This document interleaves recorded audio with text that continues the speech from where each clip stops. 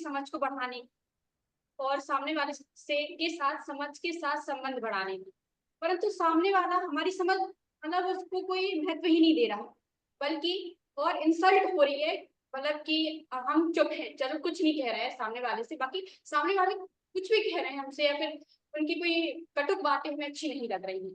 तो मतलब हमारी समझ उस टाइम पे मतलब नहीं काम कर पाती। हम भी कुछ अपनी कटुक बातें बोल देते हैं। बाकी हमारी इस क्लास के हिसाब से ये सब कुछ गलत है। हमें अपनी समझ पे रहना है। बाकी वो स्थिति जब आती है तो मतलब क्या करना चाहिए? जी, तो हम लोग अभी जब कल परिवार के ऊपर चर्चा करेंगे, तो अब हम लोग वहाँ पर आपकी जो बात है कि सामने वाला हमको कुछ बोल रहा है, ऐसे में हम क्या करें? इन सब बातों पर हम लोग चर्चा करेंगे। एक या तो हम तो जी, बिटिया जो कह रही है कि जो हम लोग सामने वाला कुछ गड़बड़ बोलता है तो हम लोग भी गलत बोल देते हैं, और ये भी कह रही है कि हम लोग जो गलत बोल देते हैं वो ठीक नहीं है ना। ये भी कह रही है।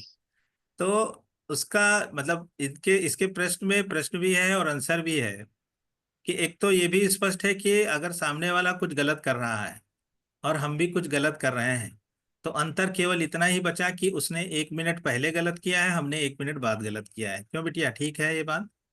जी सर। अब हम दोनों गलत हो गए, यानी हम दोनों विक्टिम हैं, दोनों हम लोगों ने गलत काम किया है। अब कौन किस पर जो है अ, आरोप और प्रत्यारोप करे? केवल अंतर केवल 1 मिनट पहले और 1 मिनट बाद का है। तो अब प्रश्न खड़ा यह है कि करना क्या है। अभी जैसा कर रहे हैं वो ठीक है, या कुछ और करने की आवश्यकता है?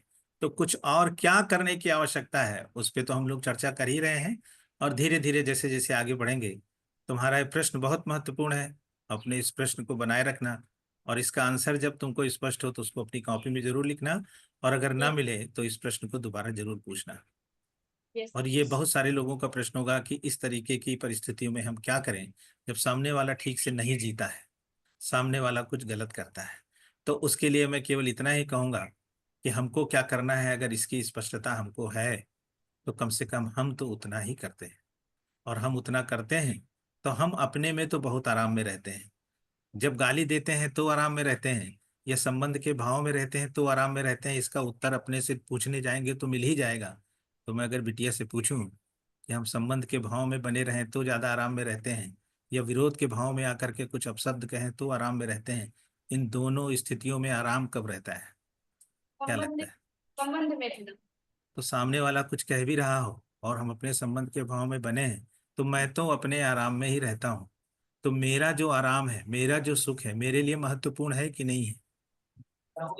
तो हमारा सुख मेरे लिए ज्यादा महत्वपूर्ण है, और मैं जिस स्थिति में जीना चाहता हूं मैं वैसे ही जीऊंगा।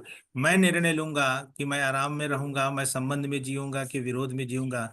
इसका निर्णय सामने वाला करे कि मैं करूं?